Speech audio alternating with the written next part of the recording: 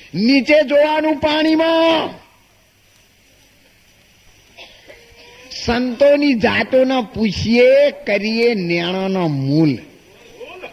નેણાનો મૂલ તમે શું કરો? એ ત્યાગો તાણીને જુઓ તો પછી હર ને હરિજાન એક છે. જેમ પાણીમાં પાણી, ભૂતનાથ ચરણે અખો ભણે, વાતો કોઈ જય વિરલે.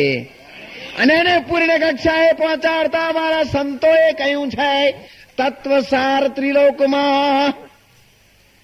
અને ગુરુ ગોવિંદ એક રૂપ, આદ અંત મધ્ય હરિ એક હૈ. હરિગુરુ સંત સ્વરૂપ. તત્વનો સાર ત્રિવેણીમાં છે. દહીંને જયારે વલોવામાં આવે ત્યારે ઉપર તરે તેનું નામ માખણ, તળિયે જાય એનું નામ કૂચા, અને આ બેને જુદું કરે એનું નામ સાસ.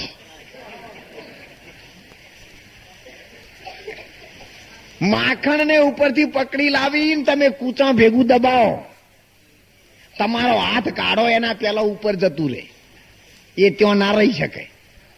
અને કૂચાને લાવી અને તમે મોખણ ભૂગા મૂકો તો જેમ જેમ જગ્યા થાય ને એમ સાસમાં ફગતા ફગતા એ પાછા તળિયે જતા રહી. ઉપર ના રહે, ખાતું બદલાણું છે. એક જ ઘરમાંથી આ ત્રણ આયા છે, પણ જો એકબીજાનો મેળ નહીં આવ્યો. દહીંમાંથી આયા છે, પણ હવે એકના ઘરમાં બીજું ના પાડે છે. અને દ્રષ્ટાંત ને પૂર્ણ કક્ષાએ પહોંચાડવા માટે જયારે અર્જુન એ હોજની અંદરથી ઉપર આવ્યો ત્યારે ચડવા લાગ્યો. બંને તરાજમાં એક સરખો સ્થિર કરવાનો. અને એના માટે સંતોએ કહ્યું છે એ તારા કરનારાને ઓળખો, પારખનારાને પરખો. રામ કોણે બનાયો પવન, દેવળે દેવળે દે છે હુંકારાને, જ્યાં જોઉં ત્યાં સરખો. થંભ છે, આ કાયા રૂપી થાંભલો છે.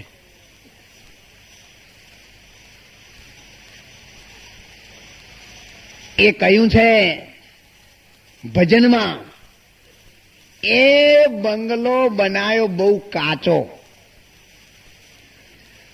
એને હાલતો ને ચાલતો રાખ્યો, એનો પાણીમાં પાયો. મુસાફિર બંગલો બનાયો બહુ, ત્યારે એનો પાણીમાં પાયો છે. અને મારા સંતોએ તો કહ્યું છે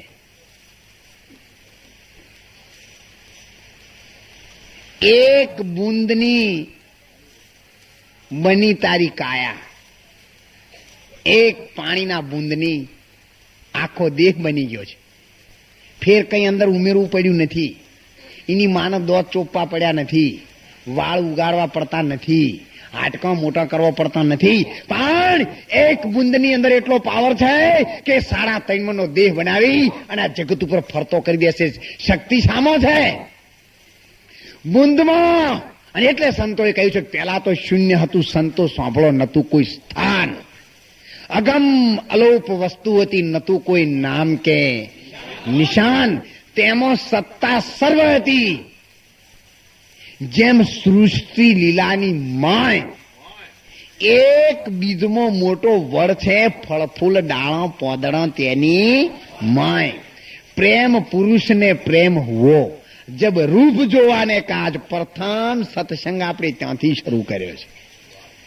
પ્રેમ પુરુષને પ્રેમ હુઓ, જબ રૂપ જોવાને કાજ. અગમથી બ્રહ્મ પ્રગટ કીધું અને રૂપ લીધું. મહારાજ ફરીથી કઈ બનાવવું પડ્યું નથી. એના દ્રષ્ટાંતને પૂર્ણ કરવા માટે આપણને ભાગવતે સમજાવ્યું છે. જ્યારે હરણાકંશ તપ કરવા માટે જંગલમાં ગયો, ત્યારે જંગલમાં ત્યાં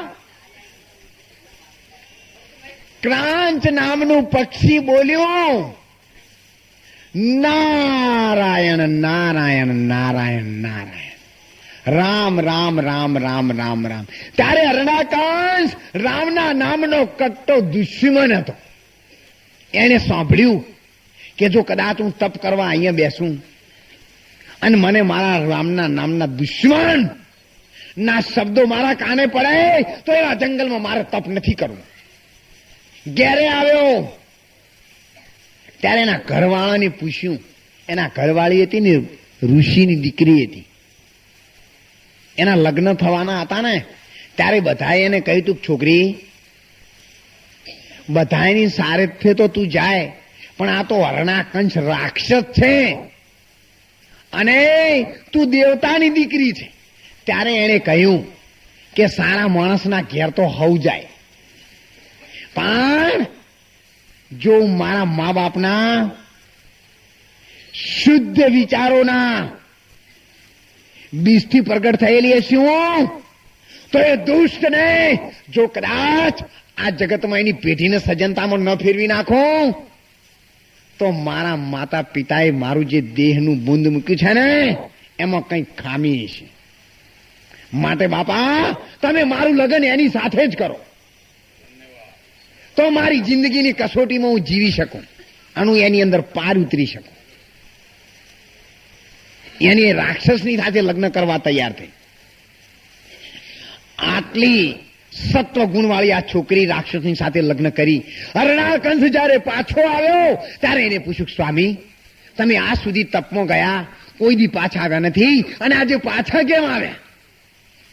ત્યારે હરણાકંસને કહ્યું, આ જે તપ કરવા ગયો એ જંગલમાં એક પંખી મારા દુશ્મનનું નામ લેતું હતું એટલે હું ત્યાં તપ કરવા ન રહ્યો. આ હોશિયાર હતી બહુ જ. એની કીધું, સ્વામી એ પંખી શું બોલ્યું? કે ના, એનું નામ મારી જીભન ઉપર કે હોઠ ઉપર નહીં લાવતો, તું સમજી જા. એના મનમાં જો ભૂલથી એક વખત બોલી જાય તો બીજો આરો આ શેતરના જેઠામાં ટુકડો આવવા જ દેતો નહીં. ત્યારે ખૂબ મહેનત કરી બેનને, આખો દિવસ પણ આ રાક્ષસ ન માન્યો. ત્યારે બેન પછી એના સ્ત્રીના ચરિત્રના એને બધા સાધનો તૈયાર કર્યા, માયાનું સાચું સ્વરૂપ પ્રગટ કર્યું. ત્યારે ભક્તિ પાકે ને ત્યારે દુનિયા ભીતરની અપસરાઓ તમારી ચારે બાજુ ઓટા મારતી થઈ જાય. કારણ કે હવે મોચમે આવેલું તમારું મેદાનમાં કાઢવું છે. જ્યારે ફળ પાકે ને ત્યારે એના ઉપર હજારો પંખી ચોંચ મારવા માટે તૈયાર થાય છે. હા, પણ પંખીની એક જ ચોંચની અણી અડી જાય ને તો બધી કેરીઓ બગડી જાય તરત જ. પણ શાખ ન બગડવી જોઈએ. તમે સમજી દેજો, આખા ઓબામાં હાક છે ને, જો એ બગડી તો આખો ઓબો. જો તમારી એ શાખ બગડી તો પછી જીવોક મરી જાઓ. એટલા માટે એ શાખ હમણાં રાખો પેલા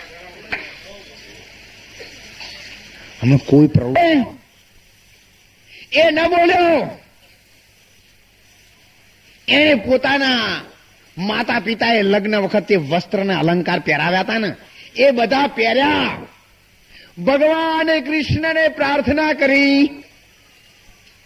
સીતારામ કહો રાધે શ્યામ કહો, સીતારામ કહો રાધે શ્યામ કહો.